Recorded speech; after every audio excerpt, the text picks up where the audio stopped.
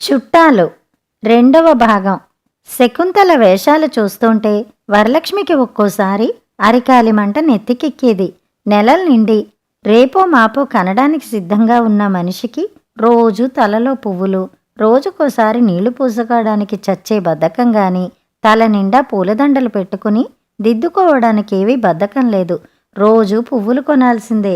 వాటికి అప్పుడప్పుడు వరలక్ష్మే డబ్బులివ్వడం. చిల్లర లేదు వదినా, నీ దగ్గరుంటే ఇద్దు అనడం. ఇక తర్వాత ఇవ్వడమే. వరలక్ష్మి రోజు పువ్వులు పెట్టుకోదని వాళ్ళకి నవ్వులాట. ఎలాగైనా వరలక్ష్మి జాగ్రత్త మనిషే. అవును మరి, బస్తీల్లో కాపరాలు చేస్తూ ఆ మాత్రం జాగ్రత్త లేకపోతే జానెడు బెత్తెడు జీతాలతో ఎలా బతుకుతారులే అని జాలి మాటలు కురిపించటం.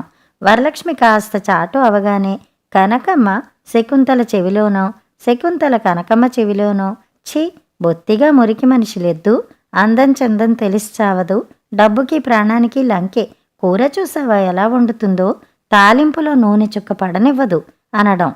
పిల్లాడు పుట్టాక వరలక్ష్మి సినిమాకి పోలేదని విని వాళ్ళిద్దరూ ఏం ఆశ్చర్యపోయారో చెబితే నమ్మడం కష్టం. నిజంగానటే వరాలు, వాడికిప్పుడు 10వ నెలన్నావు, 10 నెలల నుంచి సినిమాలు చూడలేదు, నిజంగానే అని కనకమ్మ బుగ్గలు నొక్కుకుంటుంటే వరలక్ష్మి నవ్వుతూ, 10 నెలలేమిటి పిన్ని, కడుపుతో ఉన్నప్పుడు 4 నెలల నుంచే సినిమాలు మానేశాను. సినిమా హాల్లోకి పోతే ఏమిటో పాడుకంపు, కడుపులో ఒకటే తిప్పేది.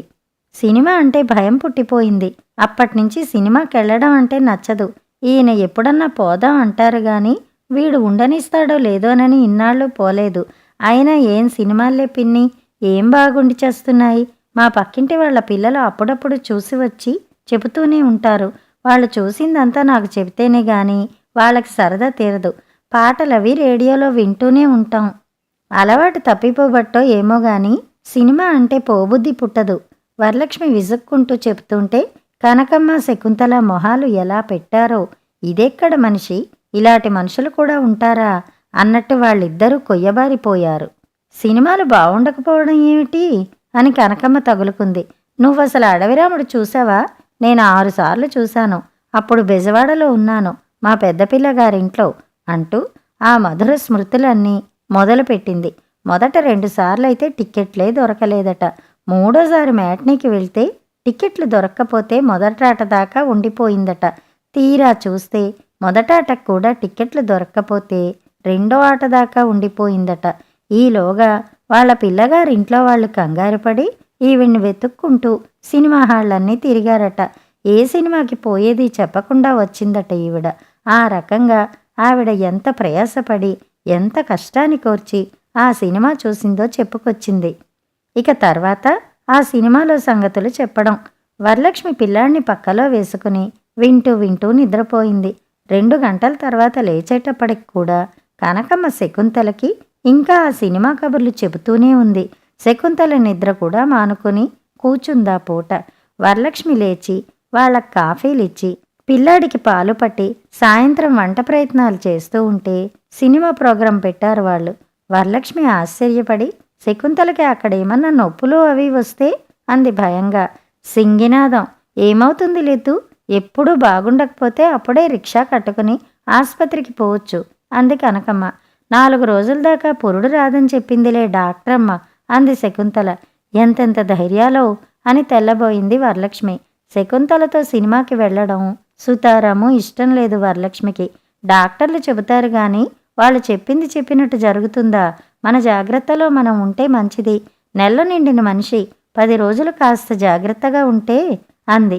సింగినాదం లేదు అని శకుంతల కనకమ్మ వరలక్ష్మి మాటలు కొట్టేశారు. వాళ్ళు మధ్యాహ్నం నుంచి సినిమా కబుర్లు చెప్పుకుంటూ కూర్చున్నారేమో. సినిమా పూనకం వచ్చినట్టు ఆ పూట సినిమాకి పోవలసిందేనని కూర్చున్నారు. కూర ఏమి ఉండొద్దులే, వచ్చాక వడియాలు వేయించుకుందాం అన్నారు. కూర లేకపోతే ఆయన తినలేరు. పిల్లాడు కూడా చూడనిస్తాడో లేదో. నేను రాను బాబు, మీరు వెళ్తే వెళ్ళిరండి అంది వరలక్ష్మి. ఏ బిస్కెటో కొని పడేస్తే వాడే కూర్చుంటాడు లేదు అంది కనకమ్మ. ఎవరన్నా తన పిల్లాడి గురించి అంత లెక్కలేనట్టు మాట్లాడితే వరలక్ష్మికి నచ్చదు. నేను రాను కానీ మీరు వెళ్ళండి అని వంటింట్లోకి పోబోయింది. వరలక్ష్మితో అల్లాటప్పగా మాట్లాడితే లాభం లేదని గ్రహించి, నువ్వు కూడా రావే వరాలు, సరదాగా వెళ్దాం అని బతిమాలే ధోరణిలోకి దిగింది కనకమ్మ. కాసేపు వేళాకోళాలాడింది. ఏం బడాయమ్మ మరీను, పిల్లల్ని కన్నవాళ్ళెవరూ సినిమాలు చూడ్డం లేదనుకున్నావేమిటి? నెల లోపల పసిగుడ్డులను తీసుకొస్తారు, కొడుక్కి మీసాలొచ్చేదాకా సినిమా చూడనంటావా అని నవ్వుల్లోకి దింపింది. వరలక్ష్మి కాస్త మెత్తబడి, ఏం సినిమాకి అంది. కనకమ్మ చెప్పిన సినిమా పేర్లు విని వరలక్ష్మి మళ్ళీ బిగిసిపోయింది. ఛీ, అవేం సినిమాలు, కష్టపడి చూసినా కాస్త మంచి సినిమా అయితే బావుంటుంది గాని అంది. కనకమ్మ ఆ సినిమాల ప్రాశస్యం చెప్పుకొచ్చింది. ఎన్టీ రామారావు ఉంటే చాలట, ఆ సినిమా కళ్ళు మూసుకు వెళ్ళి కూర్చోవచ్చట. ఈ మధ్య సినిమాల్లో ఎన్టీ రామారావు చిన్నపిల్లాడిలాగా చలాకీగా చిలిపిగా నటిస్తున్నాడట. ఎన్నిసార్లు చూసినా తనివి తీరదట కనకమ్మకి. లేచి పంచదార నీళ్లు కలుపుకుని తాగుతూ ఎన్టీ రామారావు అందం గురించి వర్ణనలు చేసింది. పంచదార నీళ్లు కలిపే పని మాత్రం వరలక్ష్మికి చెప్పదు కనకమ్మ. వరలక్ష్మి అయితే పంచదార తక్కువ వేస్తుందేమోనని భయం. అక్కడ ఏ సినిమాకి టికెట్లు దొరికితే దానికి పోదాం లేదు అంది శకుంతల. వరలక్ష్మి వెళ్దామా వద్దా అని ఊగిసలాడుతోంటే రామ్మూర్తి వచ్చాడు. రామ్మూర్తి, మేం సినిమాకి వెళ్తాం గాని కాస్త పిల్లాడిని చూస్తావా అని అడిగింది కనకమ్మ నవ్వు మొహంతో ఎదురెళ్ళి. వరలక్ష్మి కాస్త సిగ్గుపడుతూ రామ్మూర్తికి కాఫీ గ్లాస్ అందించింది. సినిమా మీద మనసు పుట్టిందేమి నీకు అని రామ్మూర్తి పెళ్ళాం మీద సరసం ఒలకబోశాడు. పాపం అదే అనలేదురా, ఇంతసేపు మేం బతిమాలితే ఒప్పుకుంది, పిల్లాడు చూడనివ్వడేమోనని దాని భయం అని కనకమ్మ పెద్దరికంతో చెప్పింది. అతిథులు సినిమాలకెళ్ళడానికి ఆటంకాలు లేకుండా చేయటం కూడా అతిథి సత్కారాల్లో భాగమేననుకున్నాడు రామ్మూర్తి. వెళ్ళండి, వాణ్ణి నేనుంచుతాలే అన్నాడు. వరలక్ష్మి కూడా కాస్త ఉత్సాహంగా కదిలి 4 పనులు చక్కబెట్టింది. గబగబా 4 వంకాయలు కోసి తాలింపు పెట్టి పొయ్యి మీద సన్నసగన పడేసింది. 4 అంట్లు ఉంటే తోమి గదులు ఊడ్చింది. సినిమాకి వెళ్తామన్న హుషారుతో ఆ పూట కనకమ్మ రెండో పొయ్యి అంటించి ఎసరు పడేసి పొయ్యి బగబగా కొలిమిలాగా మండించి 15 గంటలో అన్నం వార్చేసింది. వరలక్ష్మి పిల్లాడికి నీళ్లు పోసి చొక్కా తొడిగి రామ్మూర్తి చేతికిచ్చి తను చీర కట్టుకోవడానికి వచ్చింది. సినిమాకి చీరలు కట్టుకునే చోటు పెద్ద చర్చ. వరలక్ష్మి రోజు ఉతికి కట్టుకునే చీర కట్టుకోబోతే వాళ్ళిద్దరూ మూర్ఛలు పడ్డారు. సినిమా హాల్లోకి కొత్త చీరలెందుకు అంది వరలక్ష్మి. కొత్త గుడ్డలు బయటికి కాకపోతే ఇంట్లో కూర్చుని కట్టుకుంటామా అన్నారు వాళ్ళు. నీకు చీర లేకపోతే నా చీర ఇస్తాలే, కట్టుకో అని శకుంతల పెట్లోంచి గొప్పగా దగదగలాడే జరీ చీర ఒకటి తీసి పెట్టి మీద పెట్టింది. వరలక్ష్మికి కోపం వచ్చి, నాకు చీరలు లేక కాదులే, సినిమా హాల్లో అన్నీ ఉమ్ములు ఉచ్చలు, ఎంత జాగ్రత్తగా పట్టుకున్నా కుర్చీళ్ళు కింద పడతాయి. ఇంటికి వచ్చాక ఆ బట్టలు విప్పి పడేస్తేనే గాని నాకు బాగుండదు.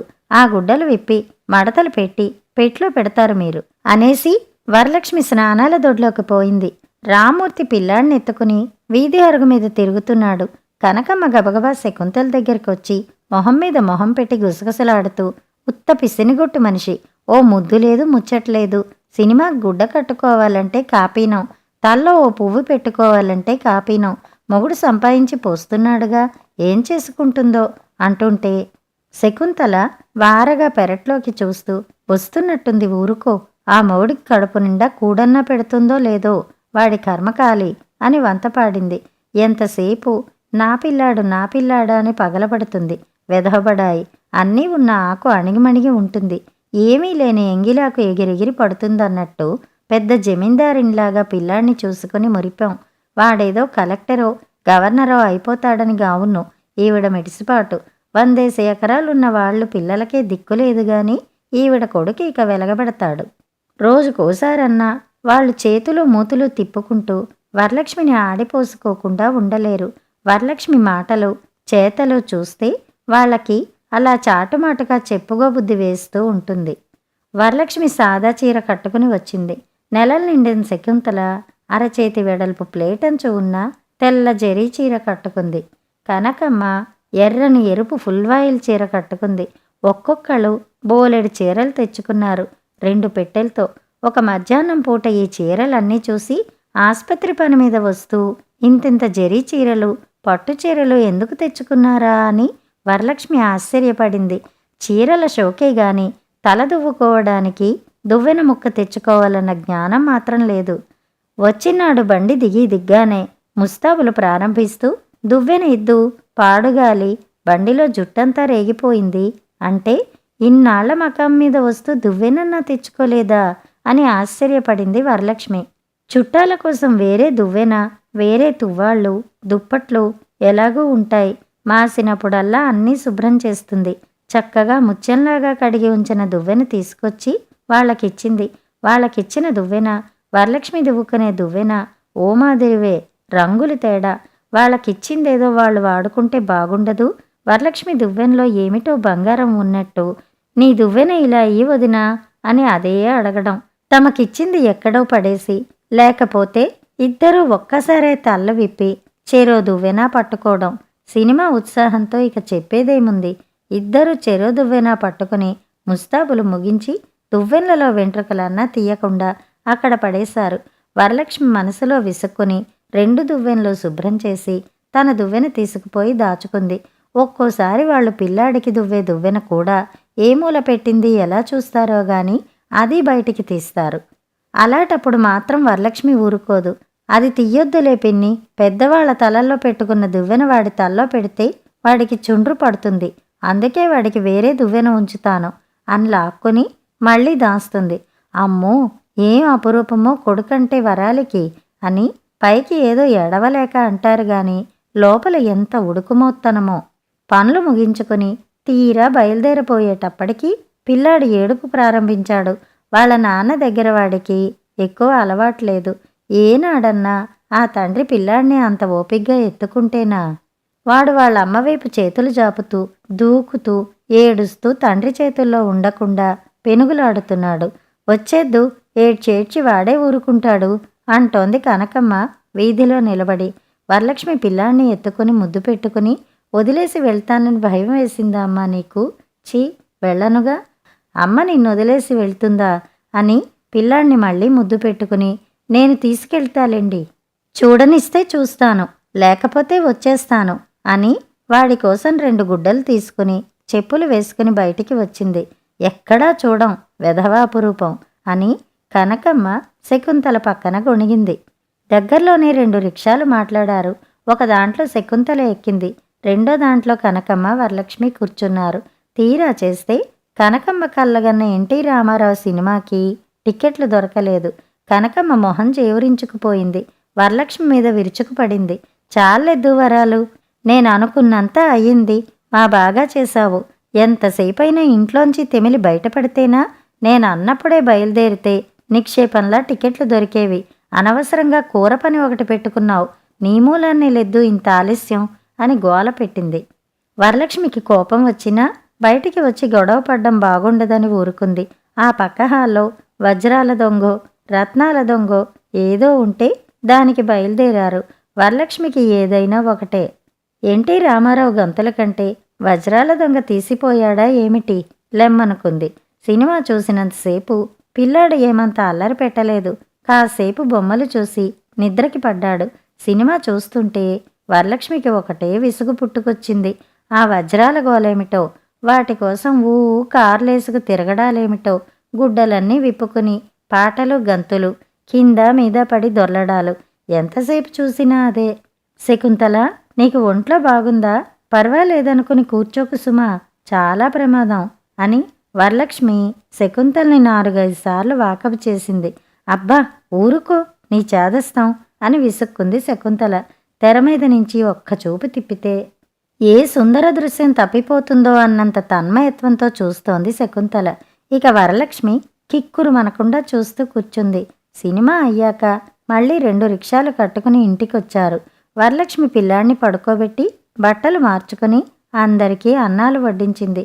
శకుంతల నవ్వులాట్లో పెట్టి వరలక్ష్మిని ఒకటే విసుక్కోవడం. నన్ను తిన్నగా సినిమా చూడనిచ్చావా? ఒంట్లో బాగుందా అని ఒకటే గొడవ చెవిలో. పోలీస్ ఇన్స్పెక్టర్ తరుముతూ వెంటపడితే ఆ దొంగ విమానం ఎక్కి పారిపోతాడే, అప్పుడేమైందో చూడలేదు అంటూ. మీ ఆవిడ్ని మాత్రం సినిమాకి తీసుకెళ్లకూడదురా రామ్మూర్తి అని కనకమ్మ కూడా. వాళ్ళు నవ్వులాటకే అంటున్నా వరలక్ష్మికి చాలా చిరాకేసి కోపం వచ్చింది. మర్నాడు వాళ్ళు డబ్బు లెక్కలు మొదలుపెట్టి ఒక రిక్షా ఖర్చు రాను పోను వరలక్ష్మికి కట్టారు. నువ్వు లేకపోతే మేమిద్దరం ఎలాగో ఒక్క రిక్షా మీదే పోయేవాళ్ళంలే అని కనకమ్మ నవ్వుతూ సగం నిజంగా అన్నట్టు సగం హాస్యానికే అన్నట్టు రాను పోను ఒక రిక్షా ఖర్చు నీదేనని లెక్క కట్టారు. అప్పుడైనా ఎక్కువ ఖర్చు అయ్యేదిగా. ఇద్దరు మనుషులు ఎక్కితే ఒక పావలా డబ్బులు ఎక్కువ తీసుకోడా రిక్షా మనిషి అని వరలక్ష్మి అందామనుకుంది గాని సరేలే అలాగే వెయ్యండి అని ఊరుకుంది. ఎవరి టికెట్ ఖర్చు వాళ్ళదే. కనకమ్మ రిక్షా ఖర్చు మాత్రం వరలక్ష్మిదయ్యింది. పిల్లాడి కోసం కొన్న బిస్కెట్కి 10 పైసలు కూడా వరలక్ష్మి వాటాకి వేశారు. వాడసలు చీమ తలకాయంత ముక్క కొరికి నిద్రకి పడ్డాడు. వాడి చేతిలో బిస్కెట్టు కనకమ్మ ఒడిలో పడితే వీడింకేం తింటాళ్లే, నువ్వు తినేయి పిన్ని, లేకపోతే శకుంతలకియ్యి అంది వరలక్ష్మి. ఆ బిస్కెట్ కనకమ్మే తినేసింది. దాని డబ్బులు వరలక్ష్మి లెక్కకి వేశారు. వాళ్ల ప్రవర్తన చూస్తే వరలక్ష్మికి పుట్టెడు దిగులు ముంచుకొచ్చింది. ఏమిటి మనుషులు, ఇంత మాత్రం జ్ఞానం ఉండదా వీళ్ళకి? ఇలాంటి వాళ్ల కోసం రెక్కలు ముక్కలు చేసుకుని ఇంత చాకిరీ ఎందుకు చేస్తున్నాను అని తెగ మదనపడింది. మనసులో మాట ఎవరికన్నా చెప్పుకుంటే మనసు కాస్త తేలిక పడుతుంది. కానీ రామ్మూర్తికి చెప్పి లాభం లేదు. ఒక్క మాట తిన్నగా చెవిన పెట్టడు. రాజకీయాలొక్కటే మొగాళ్ళు మాట్లాడుకోదగ్గ విషయాలనుకుంటాడతను. వరలక్ష్మి ఏం మాట్లాడబోయినా శ్రద్ధ పెట్టి వినడు. సర్లే చాలే ఊరుకో, ఏడుసావులెద్దు నీ మొహంలే అంటూ అలాంటి ఊత పదాలతో వేళాకోళంగానో నిర్లక్ష్యంగానో వెటకారంగానో మాట్లాడి వరలక్ష్మికి కళ్ళమట నీళ్లు వచ్చేటట్టు చేస్తాడు. ఆడమనిషి 2 మాటలు చెబితే కాస్త మనసు పెట్టి వినాలన్న జ్ఞానమే లేదతనికి. వరలక్ష్మి ఒక్కోసారి పక్కింటి వాళ్ళ శోభతో ఈ మాట ఆ మాట మాట్లాడుతూ మొన్న మా ఇంటికి వచ్చిన వాళ్ళు ఏం చేశారో చూసావా అని ఏదన్నా 1-2 మాటలు చెబుతుంది. శోభకి 15 ఏడు. వరలక్ష్మి అంటే ఎంతో ఇష్టం ఆ పిల్లకి. కనకమ్మ ఇలా చేసిందన్న సంగతి శోభకి చెప్తే ఆ పిల్ల వచ్చి కనకమ్మని అడిగేస్తుంది కూడాను. ఆ రాత్రి వరలక్ష్మి ఈయనకి చెబితే ఏం ఒరుగుతుందిలే అనుకుంటూనే కనకమ్మ వాళ్ళు సినిమా డబ్బు లెక్కలు ఎలా వేశారో రామ్మూర్తికి చెప్పింది. అంతా విని అతను పోనీయి 10 పైసల దగ్గర ఎందుకొచ్చిన గొడవ అన్నాడు. అక్కడికి వరలక్ష్మి ఆ 10 పైసల కోసమే గొడవ పెడుతున్నట్టు. అలా ఉంటుంది అతని వ్యవహారం. ఏ మనుషులు వీళ్ళు అని అతను కోపంగానో అసహ్యంగానో ఒక్క మాట అంటే అతనికి నిజంగానే కోపం రాదా అని. శకుంతలకి ఒక ఆడపిల్ల ఉందిట. ఇది 2వ కానుపు. ఈసారి మగపిల్లాడు కావాలట. ఈసారి మగపిల్లాడే పుడతాడని జ్యోతిష్కుడు చెప్పాడట. పురుడు పోసుకోవడానికి స్థలం మార్చితే మంచిదన్నాడట. ఆడపిల్లేమిటి మగపిల్లేమిటి, కష్టపడకుండా దొరుకుతుందా ఏ పిల్లైనా అంది వరలక్ష్మి వాళ్ళొచ్చిన కొత్తలో. నీకే చక్కగా కొడుకుని కన్నావు, ఎన్నైనా చెబుతావు. ఈసారి కూడా ఆడపిల్లని కన్నానంటే మా అత్తగారు కర్రపుచ్చుకుంటుంది, మా ఆయన వదిలేస్తానన్నాడు కూడాను అని అదేదో హాస్యం అయినట్టు, ఆడపిల్లని కంటే తనకు అంత శిక్ష పడాల్సిందే అన్నట్టు వెర్రివెధవ నవ్వు నవ్వుతూ చెబుతుంది శకుంతల. మొదట్లో శకుంతల మాటలు వింటే మొదట ఆడపిల్ల ఉంది కాబట్టి తర్వాత మగపిల్లాడి కోసం ముచ్చట పడుతోందేమోలే అనుకుంది గాని వరలక్ష్మి శకుంతల సంగతి అది కాదు. మగపిల్లాడో అని ఒకటే ఘోష. వారం రోజుల కిందట జోస్యం చెప్పిన సాధువు రామాయణ పారాయణం చేస్తే మగబిడ్డ కలిగి తీరుతాడన్నాడట. శకుంతల అట్టలు ఊడిన శ్లోకాల పుస్తకం ఏదో పెట్లో పడేసుకు వచ్చింది. మధ్యాహ్నం భోజనాలయ్యాక రోజు కనకమ్మ కాసేపు ఆ పుస్తకం చదువుకోవే శకుంతల, ఏమో ఏ పుటలో ఏ పాముందో ఎవడికి తెలుసు, ఏదో ఒక పుణ్యం ఫలించకపోదు, కాసేపు చదువుకుందు అనటం. నిన్న చాలాసేపు చదివానులెద్దు అని శకుంతల విసుక్కోవటం. కనకమ్మ బలవంతంగా పుస్తకం తెచ్చి ఇవ్వటం. చదవకపోతే ఏం ముంచుకొస్తుందోనని శకుంతల 5 నిమిషాలో 6 నిమిషాలో గుడగుడలాడడం. అదీ వరస. రోజు తిళ్ళు తిన్నాక ఏ పిల్ల పుడితే ఏమిటర్రా అని వరలక్ష్మికి ఒకటే ఆశ్చర్యం. రామాయణం చదివితే రాముడే పుట్టాలా ఏమిటి, సీత పుట్టకూడదు అంది వరలక్ష్మి ఒకసారి నవ్వుతూ. వాళ్ళిద్దరికీ పెద్ద కానిమాట అన్నట్టు కోపాలొచ్చాయి. ఆడపిల్ల పుడితే నీకే అపచెప్పిపోతాను ఏమనుకున్నావో అని శకుంతల ఉడుకుమోత్తనంతో ఏడుపు మొహం పెట్టింది. వరలక్ష్మి నవ్వుతూ అంతకంటేనా, ఆ మాట మీదే నిలబడు, పిల్లనిచ్చేస్తానంటే నాకేం చేయదా, కళ్ళకద్దుకుని పెంచుకుంటాను అంది. నాకు ఆడపిల్ల పుట్టిందంటే నీ మర్యాద దక్కదు వదినోయ్ అంటూ శకుంతల అప్పుడప్పుడు వరలక్ష్మితో సరసాలాడుతూనే ఉండేది. సాధుగారు చెప్పినట్టు ఊరు మారి పొరుగురు వచ్చాం. వరలక్ష్మి చేతి చలవ ఇంటి చలవ ఎలాగున్నాయో చూద్దాంగా అని కనకమ్మ వంత పాడేది వెనకాల. మొదట్లో ఏదో నవ్వుతాలకి అన్నారని ఊరుకుంది గాని 4-5 సార్లు ఆ మాటే అంటే వరలక్ష్మికి బాగా కోపం వచ్చింది. ఆవిడ కడుపులో ఏ పిల్ల ఉందో ఆ పిల్ల బయటపడుతుంది గాని మధ్యలో నా చెయ్యేం చేస్తుంది, నా ఇల్లేం చేస్తుంది అని మనసులో చాలా విసుక్కుంది. అత్తయ్య మగపిల్లాడే కావాలని డాక్టర్ గారికి చెబితేనో డబ్బు పడేస్తే సరి అంది శకుంతల ఒకసారి కనకమ్మతో. అంత ధనగర్వం వాళ్ళేం చేస్తారే నీ కర్మగాని, అదేదో దేశంలో ఏ పిల్ల కావాలంటే ఆ పిల్లనే పుట్టిస్తారట. మా ఆయన అన్నారు. నీ మొగుడు మాటలకేం లేదు, పోసుకోలు మాటలు చెబుతాడు. ఎన్టీ రామారావు కంటే కృష్ణే బాగా నటిస్తాడంటాడు. నీ మొగుడి కబుర్లంటే నాకు ఒళ్ళుమంట సుమా అని చీదరించుకుంది కనకమ్మ. శకుంతల ఏమీ కోపం తెచ్చుకోకుండా నవ్వుతూ నీ ఎన్టీ రామారావు గోలేమిటో నాకు తెలియదు గాని ఈ సంగతి మాత్రం నిజమేనే. ఆయన రోజు పేపర్ చదువుతారు. పంచాయతీ పేపర్ ఆయన చదివితే గాని ఇంకెవ్వరికి ఇవ్వరు తెలుసా. ఆయనకు అన్ని దేశాల కబుర్లు తెలుస్తాయి అంది బడాయిగా. అయితే నిన్న దేశం ఏదో తీసుకెళ్ళలేకపోయాడా? కొడుకు పుట్టేవాడేమో. ఆ ఆ దేశాలన్నీ మనమెక్కడ తిరుగుతాంలే. నేను తీసుకెళ్ళమంటే తీసుకెళ్లేవారే. వరలక్ష్మి వాళ్ల మాటలన్నీ వింటూనే ఉంది. ఇంటి దగ్గర నుంచి నవ్వారు మంచం పంపమంటే పంపలేకపోయాడు గాని ఇక నేను దేశాలు తిప్పుతాడు అనేద్దామనుకుంది గాని మాట ఆపుకుంది. నేనే ఆ దేశంలో ఉంటేనా పంచ పాండవుల్లాగా 5 కొడుకుల్ని కంటాను. ఒక్క ఆడపిల్లను కూడా కనేదాన్ని కాదు అంది శకుంతల ఆ దేశం కళ్ళకంటూ.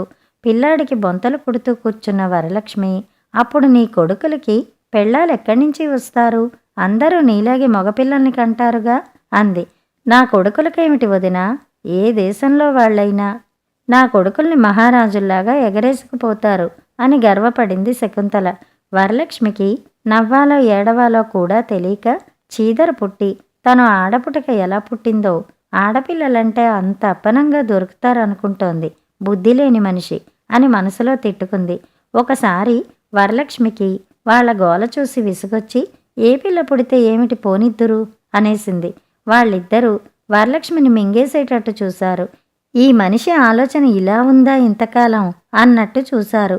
కనకమ్మ కాస్త నిష్ఠూరంగా శుభమా అని దీవించరా వెంకన్న అంటే పెళ్లి కూతురు ముండేది అన్నాడట నీలాటివాడే. మగపిల్లాడు కావాలని దాని మనసు అంత కొట్టుకుంటుంటే ఏ పిల్లయితే ఏమిటంటావు? బాగానే ఉంది. ఒక దెయ్యం ఉందిగా, రెండోది కూడా ఆడముండైతే గుమ్మరించాలమ్మా రేపటినుంచి. మూటలివ్వందే వస్తారంటావా? ఒక ఆడది ఉన్నందుకు ఒక మగ సన్యాసి కూడా ఉంటే వాడికి తీసుకోనవచ్చు, దీనికి ఇవ్వవచ్చు. మా కష్టం అర్థం చేసుకోవే అన్న లెక్కలో మాట్లాడింది కనకమ్మ. వరలక్ష్మి ఎందుకా మాట అన్నానా వెధపేడ అని నొచ్చుకుంటూనే, నువ్వన్నమాట నిజమే పిన్ని, ఆడపిల్లల్ని కన్నవాళ్ళు నానా బాధలు పడాలి నిజమే, కానీ ఏ పిల్లని కనాలో మన చేతుల్లో ఉందంటావా? ఏ పిల్ల పుడితే ఆ పిల్లను పెంచుకుంటాం గాని అంది. పెంచుకుంటాంలే, పెంచుకోక పారేసుకుంటామా? మొగనర్సు పుట్టుకొస్తాడనుకో, దానికి మాకు అందరికీ బరువు దింపుకున్నట్టు ఉంటుంది.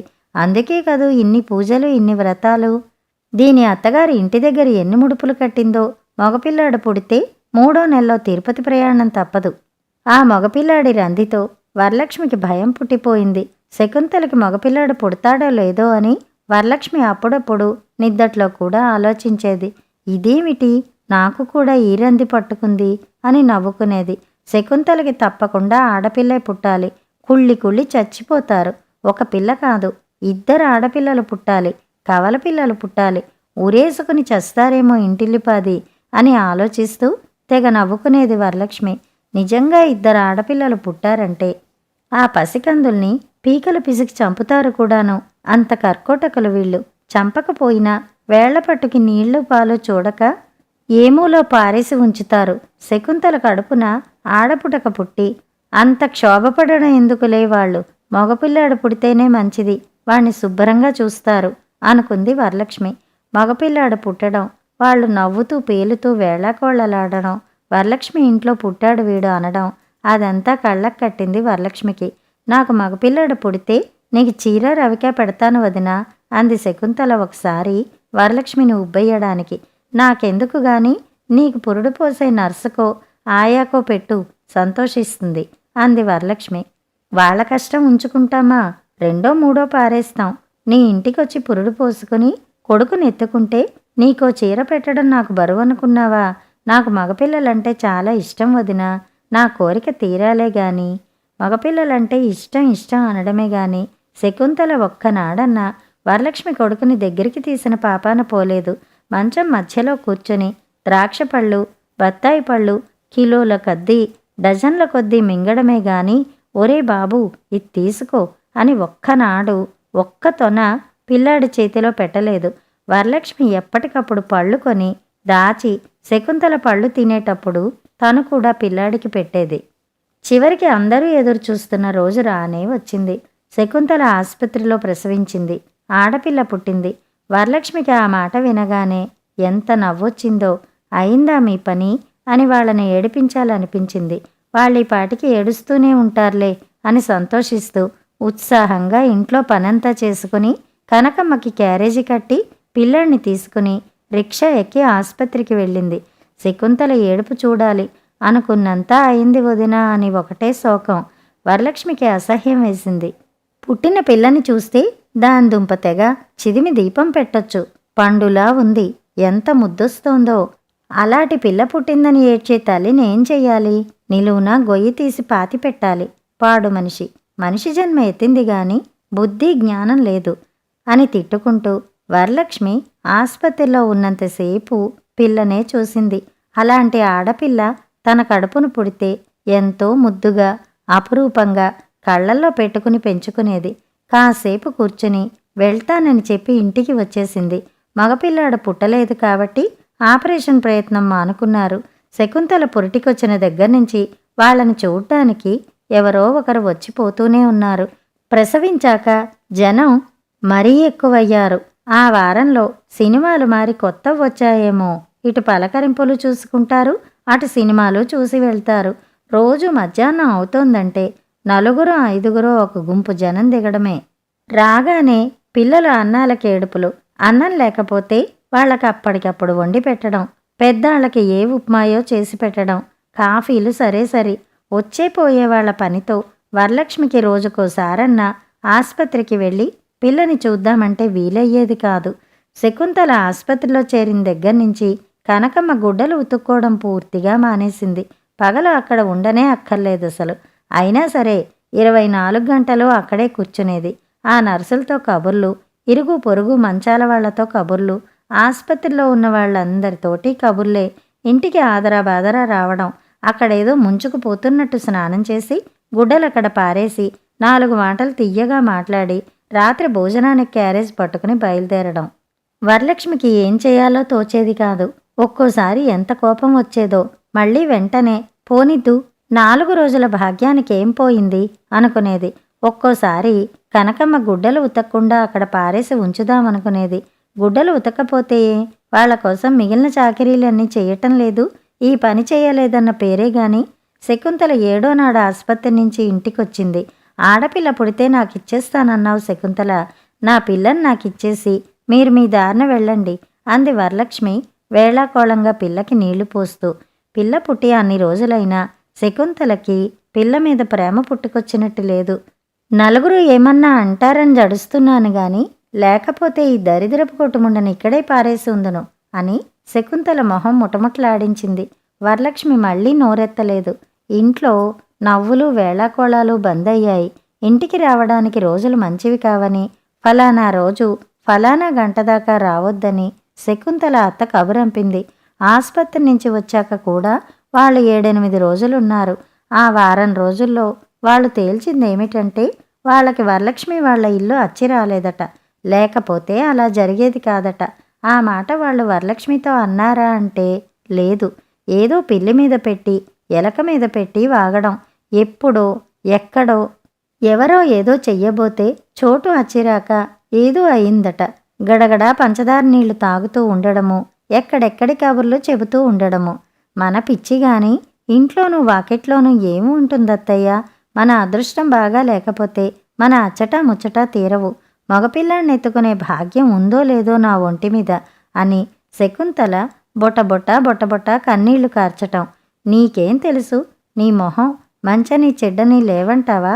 కిందటేడు మా తోటికోడలు తమ్ముడు పెరటి దక్షిణం వైపు నుయ్యి తవ్వించి 2 గదులు లేపాడా? 6 నెలలు అయ్యిందో లేదో గాళ్ళు తగిలి బండెద్దు చచ్చింది. సాధువుని తీసుకొచ్చి చూపిస్తే ఆయన తక్షణం నొయ్యి పుట్పించేసి ఆ గదులు పడగొట్టించెయ్యమన్నాడు. వాళ్ళు ఇల్లు పడగొట్టించేసి గొడ్ల చావిట్లో ఉంటున్నారుగా. వాళ్ళేం తెలివి తక్కువ వాళ్ళు అనుకుంటున్నావా? అంటూ స్థలాలు, నూతులు, ఇళ్ళు, చావిళ్ళు, అచ్చిరాకపోవడాల గురించి కనకమ్మ ఏకరువు పెట్టడం. వరలక్ష్మికి పూనకం వచ్చినంత కోపం వచ్చేసింది కనకమ్మ మీద. నెల 15 రోజుల నుంచి మీకు చాకిరీలు చేసి మేము నానా ఇబ్బందులు పడింది కాక మా ఇల్లు మీకు అచ్చిరాకపోయిందా అని నిర్మొహమాటంగా అడిగింది ఏదో మాట మీద. వరలక్ష్మి అంత నిర్మొహమాటంగా అడిగేసరికి వాళ్ళిద్దరూ గతుక్కుమన్నారు. వరలక్ష్మికి అంత కోపం వస్తుందనుకోలేదు వాళ్ళు. కనకమ్మ కొంచెం నవ్వుమొహంతో, నీ మాట కాదే వరాలు, మా తోటికోడలి తమ్ముడు అంటూ సాగదీయబోయింది గాని వరలక్ష్మి మెత్తబడలేదు.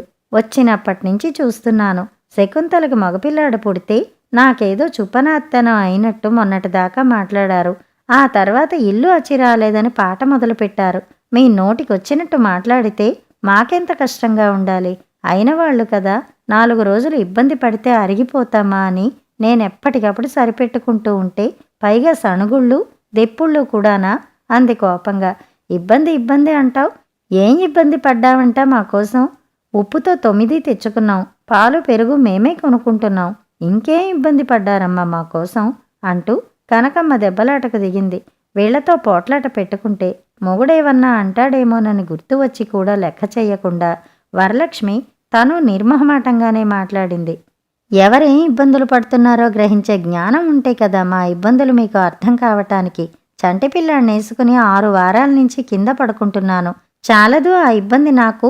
మీరు మంచం ఎక్కి పత్రికల్లో సినిమా బొమ్మలు చూస్తూ కూర్చుంటే మీ మేనకోడలకి పూట చాకిరి ఎవడు చేశాడనుకుంటున్నారు? నా పిల్లాడికి ఒళ్ళు వెచ్చబడితే కాస్త చంకనేసుకుని తిరగడానికైనా చెయ్యి ఖాళీ లేకుండా మీకు సేవలు చేస్తే చివరికి ఏం ఇబ్బంది పడ్డావు అట. సిగ్గు లేకపోతే సరి ఆ మాట అనడానికి అని 4 మాటలు దులిపేసింది. అంతట్లో రామ్మూర్తి వచ్చాడు. బాగా బుద్ధి వచ్చిందిలేవే అమ్మాయి, ఇంత వయస్సు వచ్చింది గాని ఇన్ని మాటలు ఎవరిచేత పడలేదు అంటూ కనకమ్మ ఏడుపు కంఠంతో మాట్లాడడం రామ్మూర్తి విని చాలా కంగారు పడ్డాడు. ఏంటత్తా, ఏమైంది, ఏమిటి అని కంగారుగా కనకమ్మని అడుగుతూనే, ఏమైంది, ఏమిటి గొడవ అని వరలక్ష్మిని అడిగాడు. నేను చెప్తే మీరు నమ్ముతారా? ఆవిడ్నే అడగండి అని వరలక్ష్మి నిర్లక్ష్యంగా అని ఊరుకుంది. ఏం లేదురా రామ్మూర్తి, మా వల్ల మీ ఆవిడ చాలా ఇబ్బందులు పడిందట. మంచాలు మాకిచ్చి నెల్లాళ్ళు కింద పడుకుందట. పూట మాకు చాకిరీలు చేసి సతమతమైపోయిందట. 50 ఏళ్ళొచ్చిన ముండని. మేము అత్తారిళ్లకొచ్చాం, కాపరాలు చేశాం. వచ్చేపోయే వాళ్ళకి నడుములు ఇరిగేలాగా చాకిరీలు చేశాం. ఏనాడు ఇంటికొచ్చిన వాళ్ళని ఇంతింత మాటలు అనలేదు నాయనా. బాగా బుద్ధి చెప్పింది నీ పెళ్ళాం. ఇక జన్మలో పరాయి వాళ్ళ కొంపలకి పోకుండా బాగా గడ్డి పెట్టిందిలే.